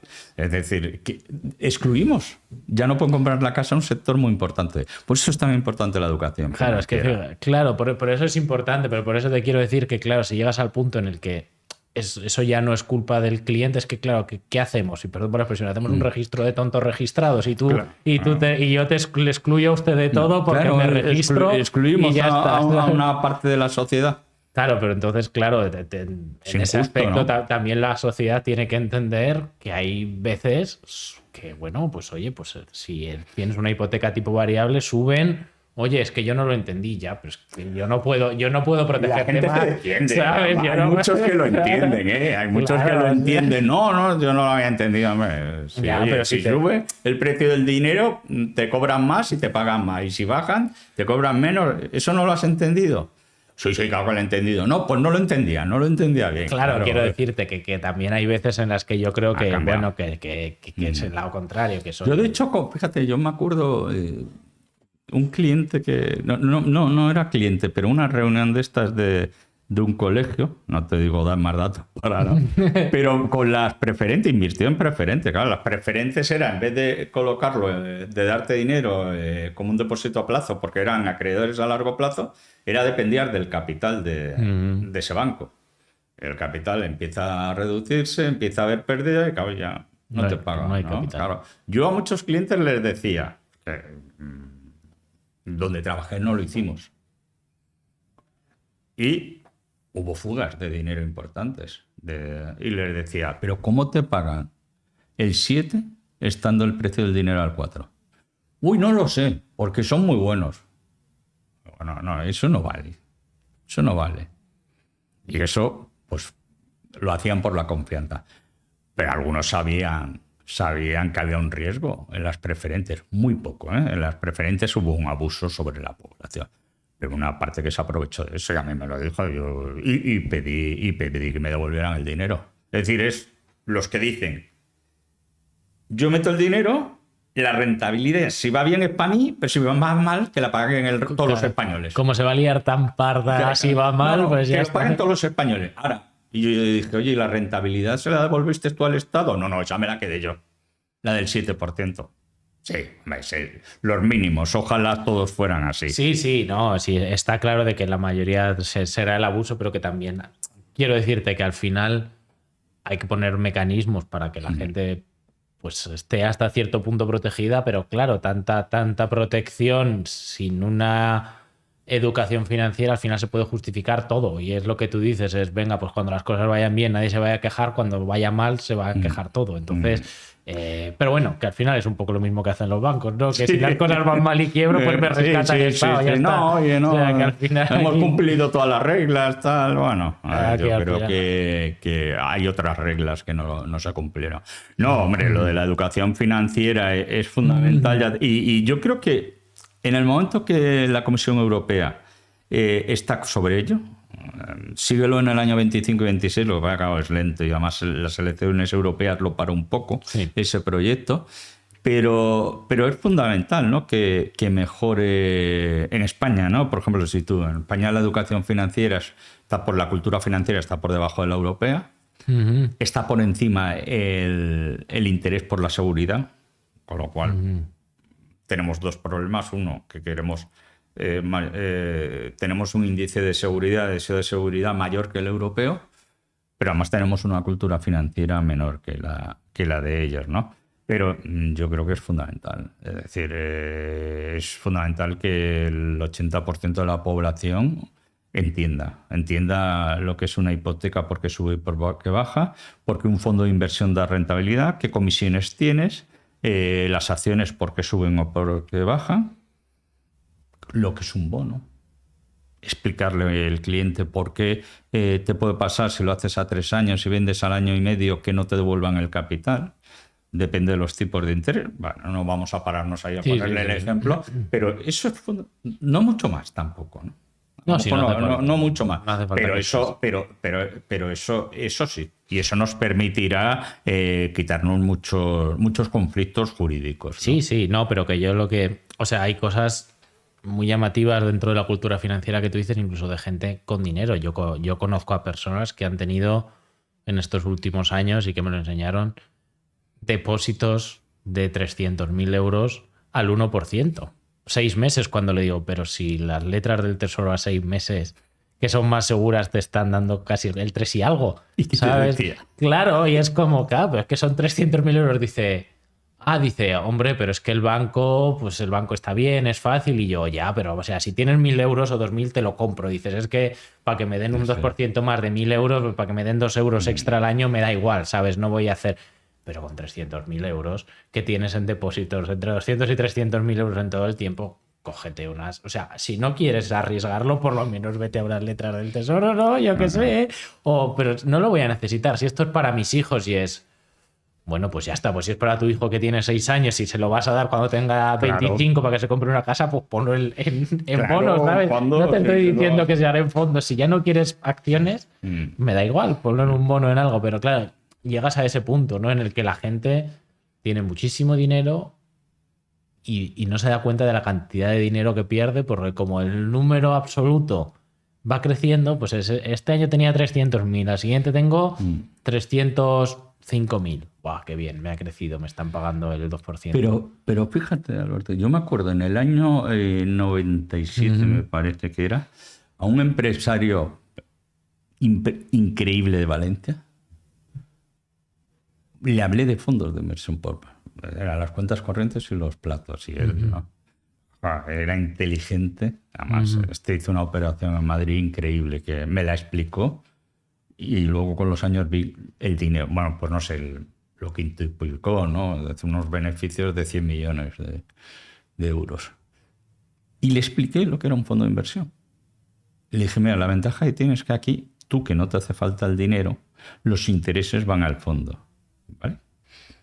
Digo, 2 cosas te voy a explicar. Invierte, era un FIAN, ¿te acuerdas? Los FIAN estos que invertían en letras del tesoro. Es decir, invierte en letras del tesoro. Tiene que quebrar España. ¿Vale? Vale. Te lo compro.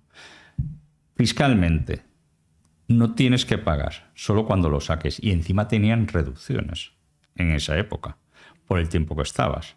Digo, con lo cual a la rentabilidad de eso le tienes que sumar la fiscal. Y además, si vendes un piso y tienes pérdidas, vendes esto que tienes ganancias y los compensas. Lo he entendido perfectamente. Claro, depende de cada uno. Y fue la primera vez que yo le expliqué un fondo de inversión a alguien bueno, pues porque me hacía falta, porque tenía la competencia de las cajas que pagaban muchísimo dinero en los depósitos a plazos. Me dijo, es que tienes razón. Bueno, eso sí que era asesorar, creo. Eso sí que fue asesorar. Sí, y además, sí. Pues, era mi interés, claro.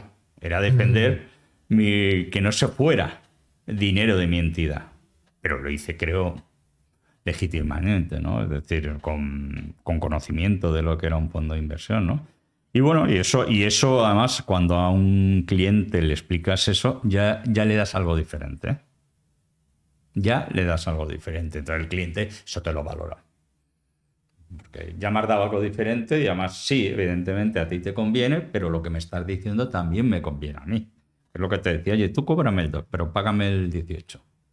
No sé, es un poco llegar ahí, ¿sabes? Y si a eso lo acompañamos, bueno, pues con unos valores más estables, decir de vez en cuando no en tu entidad o donde trabajes, ¿no? Decir, oye, pues atenta a las consecuencias de decir no, ¿no? Pero tener unos ciertos valores, porque además eso te permite con los clientes luego sacar pecho. Decir, oye, ¿te acuerdas esto que yo no te lo ofrecí? Tal, fíjate, ¿no? Y que tú me decías que te habían hablado y tal. Y yo te dije, pues mira, no me gusta por esto, pues haz lo que quieras. Yo creo que no todos los asesores se han guiado por la cuenta de resultados, por los objetivos, ¿no? Son muy importantísimos, no negamos la realidad, ¿eh? Los objetivos son importantísimos. Claro, está claro, o sea, es decir, una cosa serán los incentivos que tengan y otra cosa que la gente sea profesional, ética, pues está claro. O sea, es decir, también es verdad que si los incentivos están alineados, da igual que no seas ético, porque lo que vas a hacer es lo mejor para los dos. Pero bueno, eso es una forma muy extrema, ¿no?, de ver la situación. ¿No? Oye, si va a ser todo por la cuenta de resultados, vas a hacer cosas en contra del cliente. No tiene por qué, ¿eh? Solo que existe el riesgo. O sea, no tiene por qué, solo que existe el riesgo de que haya uno de cada 100 que diga, bueno, pues toma esta preferente, señora, tal, o... Pero bueno, que sí, que lleva pasando toda la vida. Las preferencias fue un abuso. Correcto. Yo creo que fue un abuso. Probablemente sí. A ver si no... Basado en la confianza. Si no se explicó que dependía del capital de la entidad, ¿no? No de... Claro, si tú vendes unas preferentes que al final estás prácticamente vendiendo acciones, incluso tan arriesgadas o más que Claro. vender acciones porque no tienen ninguna liquidez. Las acciones por lo menos... No, exacto. Claro, o No, sea, es decir, es otra partida del capital social, sin ser muy experto en eso, pero con una liquidez total. Y además sometidas a un plazo larguísimo, ¿no? claro, claro, Eso correcto. no se explicó. No, claro, esa parte no Y se aunque lo explica. explicaran, no lo hubieran entendido. Ya, Te- es te muy diría, difícil. ¿tú lo ves bien? Claro, es muy difícil a una persona que probablemente no sepa qué son las acciones o cómo Claro, funciona un bono o muy cómo difícil. funciona un fondo de inversión, explicarle cómo funciona una acción preferente o participación o lo que sea preferente. Es que, claro, es un instrumento ahí híbrido, raro, que no tiene liquidez, que tampoco tiene fecha de vencimiento. Claro, Si la claro. tiene que ser muy a largo plazo. Eso es.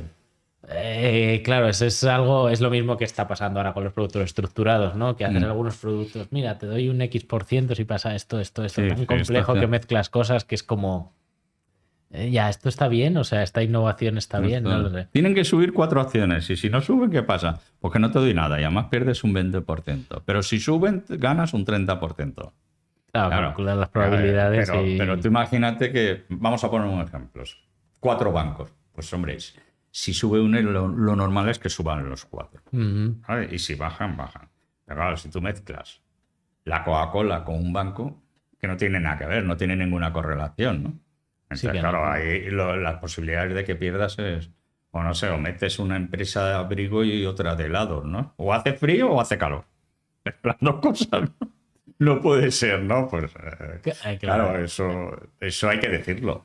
Claro, no, es que te pago el 50% si suben las dos acciones. Joder, pero es que las dos a la vez es muy difícil. Que suba, que una empresa vende abrigos y otra, pues no sé, aires acondicionados, yo qué sé. Claro, y sobre todo que eso dejan de ser, a ver, no sé en este caso, ¿no? Del que estás hablando, pero dejan de ser inversiones para ser casi apuestas o derivados, ¿no? Porque Ya, ahí ya sí, no estás sí, jugando bueno. a que una empresa lo haga bien y si lo hace bien gano dinero, entonces Sí, yo- te metes yo- en el mundo de los derivados, de las Claro, acciones claro, o sea. y tal, que ya es un poco... eso sí, yo reconozco que es mucho más complejo. Claro, porque yo entiendo que si tú, y además es que eso tampoco, digamos, genera un valor económico más allá de proteger los derivados y tal, pero si tú te metes en la empresa de abrigos, estás colaborando en la economía productiva. Oye, doy un dinero a esta empresa, no lo das directamente, ¿eh? Entiendo No, cómo sí, funciona ahí secundario. no pero es tan así, no es como un fondo de inversión, no. Correcto, doy un No, dinero a esta empresa en acciones y entonces esta empresa pues puede hacer más abrigos y con los abrigos pues genera más. Participas en la economía productiva. Cuando haces ese tipo de cosas, a mí se me asemeja más a estar jugando al casino, Ya. a ver si te sale el rojo aquí, aquí, No, aquí, bueno, y entonces te devuelven esto que otro, pero ya un poco se separan, ¿no? De Ya, pero de la si realidad. tiras la bolita, claro, o cae en negro o cae en rojo. Pero no para caer en los dos lados. Claro, correcto, pero ¿qué quiero decir? Pero que tampoco sé si aporta mucho más a hacer un juego de suma cero entre tú y el banco. No, pero deja mucha rentabilidad. a Claro, las pero deja entidades. rentabilidad al banco a Claro, costa a de las ti, porque entidades. probablemente en ningún momento compren esas participaciones, esas acciones de la empresa, lo compras harán con derivados. lo mezclas con un depósito a plazo, un bono y la compra de una opción. Claro, Ya está. correcto. Con lo cual ahí a la economía, sí, a la economía del mercado, ¿no? De opciones y de... pero nada más. No, Sí, pero no es como un fondo de no inversión estás que te financiando invierte. ningún Eso negocio o es, estás eso es, comprándole participaciones a eso alguien que es, financie un eso es. negocio, no Eso estás, es. no estás colaborando con la economía productiva, que ya se empieza a separar un poco de... Tú tienes también una labor social como mercado, ¿no? De, oye, financio proyectos, lo que estábamos hablando antes. Oye, es que no todos los proyectos tienen que financiar con inversión, pero claro, aquí ya se asemeja mucho más, en mi opinión, a las subprime estas, a todas Sí, las hipotecas de su sí, época sí. que casi se las firmaban a un perro, ¿sabes lo que te quiero Bueno, decir? Que bueno, es como luego lo vamos a titulizar y lo vamos a vender de segundas, de terceras Sí, sí. y hacer un derivado, ya qué más da a quien le Pero demos la Lehman hipoteca. Brothers, fíjate, tenía clientes de primera calidad y nadie miró lo que había debajo del estructurado. No, nadie lo miraría y ya está. No lo miraron, ¿no? Como Se tenía la supone triple que- A, pues ya ¿Eh? está, ¿no? Exacto. Pero es así, ¿no? Hombre, yo el ejemplo ese que has puesto tú de las hipotecas, ¿no? Es que, claro, hay que acudes al Papa Estado pues para que sacas una ley que en teoría iba a proteger a los inversores en el 2019, creo que fue, y en el 2022, como suben los tipos de interés, tienes que quitar la comisión de pasar de variable a fijo, ¿sabes? Pues oye, era 0,15 y a partir del tercer año era 0, ¿no? Pues bueno, durante 2 años ha sido 0 y además lo han bajado a 0,05, ¿no? Bueno, bien, me parece bien que protejan a los clientes, ¿no? Pero esa ley, en teoría, salió ya protegiendo, ¿no? A los... Claro, sí, bueno, al final sí, es complicado. Es decir, sí, claro, es un tema político. Evidentemente es un tema político y me parece bien, porque además estoy convencido que lo harían todos los partidos si dirigieran en ese momento el país, ¿no? Pero el tema es... Yo me acuerdo, a mí me consultaron, oye, ¿tú lo pasarías a fijo? Entonces las ofertas eran del 3,5, tampoco era... Y le dije, espera. Te fijo, si tú ves que esta cuota te vale al 3,5, perfecto. Pero luego que no te dé rabia, cuando haya compañeros tuyos que estén pagando por variable el 0,75 de cuota. Porque es que va a pasar. ¿Qué va a pasar? Es que volverá a bajar el precio del dinero. Claro, es que... ¿Y entonces qué hacemos? ¿Otra vez?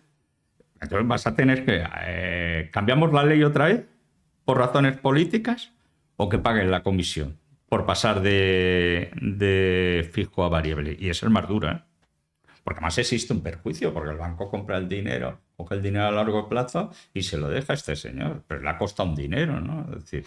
No, al final, claro, para que la gente lo entienda, o sea, existen, tú cuando firmas una hipoteca puedes decir, oye, te voy a pagar lo que es el Euribor, que es el tipo de interés de mercado, digamos, para simplificarlo, ¿vale?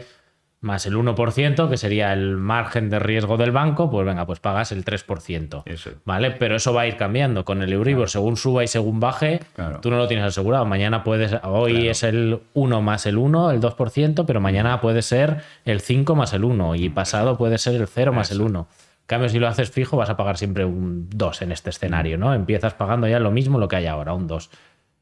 Claro, ¿qué es lo que pasa? Que si sube... El que ha elegido pagar el 2 siempre, pues va a estar muy contento porque pagaba 500 euros de hipoteca y sigue pagando 500. El que es variable va a estar muy enfadado porque pasa de 500 a 1000. Pero si baja, pues claro, pasa de 500 a 250. Me lo invento, claro. Entonces, eso está bien, ¿no? Pero hemos puesto unas normas al principio del juego. Entonces, si es variable, pues el banco no se habrá protegido, no habrá protegido eso porque no lo necesita, porque va a ir cambiando y el que... Tiene el riesgo de tipo... Claro, el que tiene el riesgo de tipo de cambio es el cliente, entre comillas, ¿no? Entonces, elige tú la que quieras. Claro, pero si coges el fijo, lo que entre comillas no se vale es si luego bajan los tipos de interés, decir, oiga... Cámbiame la bolita de sitio. Claro, exacto, cámbiame la bolita de sitio, correcto. Si coges el variable porque es un poco más barato, porque el banco no se tiene que cubrir, si luego suben no se vale, oye, que yo lo cambio. Yo lo que en esa ley sí que es algo que viví, sí que sacó... Bueno, prohibieron las ventas de productos vinculadas a la concesión del préstamo, ¿no? Es decir, oye, me firmas este seguro, vale. O me firmas esto, o la alarma de tu casa, o no hay hipoteca. Eso está prohibido con la ley esa, me parece bien. Lo que ha permitido es decir, oye, si me haces un seguro de vida con mi grupo, un plan de pensiones... Yo en vez de cobrarte el 1,5 te cobro el 1,3 o el 1,2. ¿Vale? Es decir, que se vea claro. Sí, se está claro. No, oye, esto no te lo vamos a dar si no firmas esto. ¿Vale? Porque ahora, por ejemplo, si te pueden decir, tú firmas solo, no tienes pareja, no tienes hijos y pides una hipoteca. El banco sí te puede decir, oye... me tienes que hacer un seguro de vida. Comprensible hasta cierto punto. ¿Sí? Lo que no te puedo decir, hazlo con mi grupo. Claro. Hazlo con quien quieras. Hazlo con quien quieras. Hombre, otra vez. Igual que el seguro de incendios es obligatorio cuando hay hipoteca. Pero ese le era siempre, ¿no? Yo creo que en ese punto hemos avanzado. Bueno, pero eso tiene hasta cierto punto sentido, ¿no? O sea, es decir, porque si mañana sales, te atropella un autobús, le dejas al banco el problema, ¿no? De la hipoteca, pues que digan, oye, pues paga 100, 200 euros al año. Bueno, pues es un coste que yo puedo entender para cubrir el riesgo del banco, eso lo puedo entender. También estoy de acuerdo contigo que a mí me tienes que hacer con alguien registrado, no tiene por qué ser conmigo, solo ponme de beneficiario. O sea, eso me parece perfecto, ¿no? O sea, al final... Eso lo viví y no me parecía justo eso, ¿sabes? Yo creo que la gente puede elegir. Yo con mis hijos alguna vez lo hablo, ¿no? Bueno, pues valora si te interesa tener un seguro de vida, qué coste tiene y si ese menor interés que vas a pagar te merece la pena, ¿no? Es decir, ¿no? Y hoy en día la gente joven se pone en el Excel, lo maneja a la perfección. En 2 minutos está solucionado el tema, ¿no? También te digo que eso en parte es obvio porque limitaría brutalmente la competencia si lo tienes que hacer con quien te da la hipoteca. De hecho, ya la limita un poco el hecho de que te puedan descontar porcentajes, pero bueno, no seamos tan estrictos, ¿no? Pero sí. Pero eso, la verdad no he preguntado mucho de cómo ha funcionado, pero vamos, la impresión es buena, que eso sí que ha sido útil, ¿no? Lo de variable y lo de y fijo, te das cuenta que ha tenido que venir un cambio de tipos de interés para darte cuenta que estamos al principio otra vez. Que variable significa que cambia, ¿no? Que puede cambiar cuando me interesa, ¿no? Eso es algo... Pero bueno, también a lo mejor el banco tenía que decir, oye, que te puede subir, ¿eh? Claro, porque imagínate un diferencial de 0,50, el dinero negativo en menos 0,40, tu tipo de interés era 0,10, ¿eh? 0,10. Ya, sí, pero... Es decir, nada, no pagabas nada de interés. Claro que no pagas nada. También te digo que al principio he sido un poco más crítico con cómo trabajaba el banco. Sinceramente, si creemos que el banco tiene que explicar qué variable implica que puede subir y bajar, pues a ver, pues igual estamos llegando a un límite de, oye... Pero yo creo que podía haber hecho más. Sí. Yo creo que se podía haber hecho más, desde luego en esa época totalmente, lo creo. Yo creo, bueno, que hubo una serie de abusos y de hecho... hubo un desprestigio en las instituciones. Hablamos ahora de 2007. Yo creo que con el tema del COVID se actuó bien. No se dejó a la gente además empantanada. Porque es que se cortó el grifo en el 2008. Las empresas cayeron. Claro, si tú le cortas la fuente de financiación. Durante el COVID se ha hecho bien, yo creo. Se han puesto a disposición. Se ha hecho bien también porque se acordaron de esa época que se hizo mal, ¿no? Y con el tema de las hipotecas, pues yo creo, bueno, que también es correcto, ¿sabes? Es decir, veníamos todavía, no habíamos salido del COVID totalmente, claro. Era el año 22, llegó a estar el Euribor a 4,16 en octubre del 23, con lo cual, hombre, la gente eran ya, pues pagar 500 euros más, a lo mejor es dinero, ¿eh? No es para muchas familias. Sí, pero en verdad si lo piensas y lo calculas, sí, o sea, que no te digo que no sea dinero, claro que lo es dinero, pero tú has cogido un préstamo, te están cobrando el 4 y pico %, pero es que estás teniendo una inflación. En aquellos años teníamos una inflación del 5, de más del 5, o sea, que tampoco, sí. O sea, que simplemente...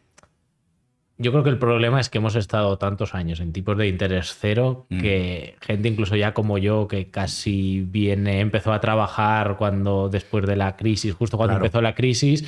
Claro, trabajas en el mundo de las finanzas y ya porque sabes, porque has estudiado de lo que pasaba antes, pero para mí es como algo novedoso el hecho de que, ostras, que el dinero cuesta dinero, vale. Que el dinero vale, ¿no? Pagan, ¿no? Oye, que tengo dinero y me pagan por él. Claro, o sea... Era aburrida, ¿eh? La época del 0% de interés era aburrida en los dos sentidos. Claro, yo reconozco que era muy aburrida. La otra a veces era un poco pesada porque la gente solo quería hablar de plazos fijos y el plazo fijo al final, para eso no te hace falta un asesor financiero, obviamente, ¿no? Con eso tú mismo, ¿no? Porque además hay gente que iba de banco en banco, ¿no? Entonces yo creo que esa época es normal. Yo viví los tipos al 16%. Yo firmé una hipoteca al 16%, que a ti te parecerá increíble. Correcto, a eso se refiere. ¿Cómo pagabais eso? Yo no lo sé.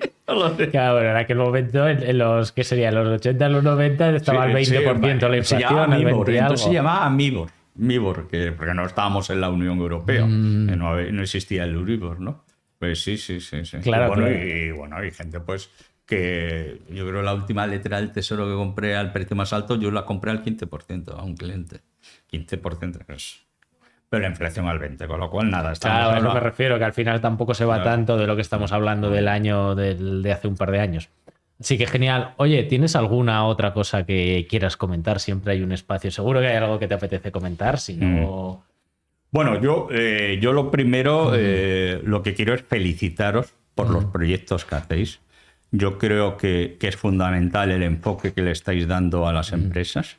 Tú me has comentado, me lo comentaste hace poco, cómo lo estáis enfocando. Yo creo que es fundamental juntar empresarios, pequeños empresarios. Entonces, lo primero, darte la enhorabuena por la labor que estás haciendo. Por poner en contexto a la gente, tenemos un club de empresarios, inversores, que estamos sobre todo en la provincia de Alicante, aunque también hay gente de Valencia, que nos juntamos para ver proyectos de emprendedores, startups y demás. Y bueno, luego ya quien quiere apoyarlos y si quieren invertir, pues cada uno lo hace, pero la idea es dinamizar un poco el ecosistema emprendedor, que al menos mi visión es, oye, si hay emprendedores que hagan innovación, que hagan mejor las cosas, pues se generará economía, se generará bienestar y todos se supone que estaremos mejor en el futuro, porque al final la innovación y la tecnología es lo que nos hace estar mejor. Entonces, está hablando un poquito de ese club que tenemos un evento el jueves, aunque bueno, esto lo vamos a publicar ya cuando ya haya pasado, o sea que os podéis meter,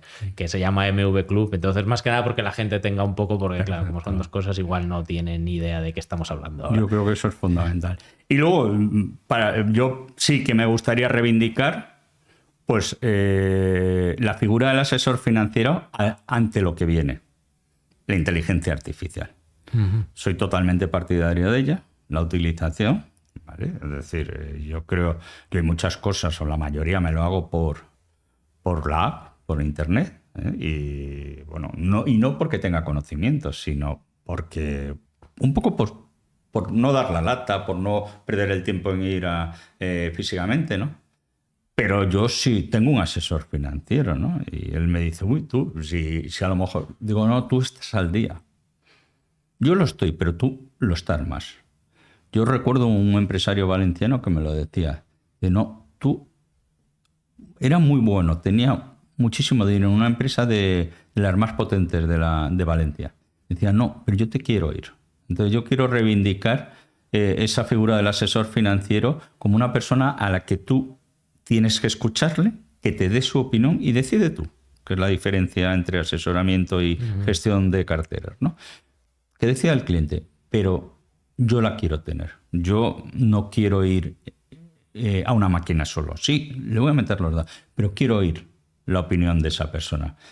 ¿Qué está pasando en el mercado? ¿Qué está pasando actualmente en las entidades financieras españolas, en las europeas? ¿Dónde vamos? ¿Qué enfoque hacéis? ¿Se van a cerrar todas las oficinas de la banca o va a quedar alguna? ¿O al revés se va a volver a abrir? ¿No? Tal. Es decir, yo creo que es muy importante que esa persona que está al día, escucharla.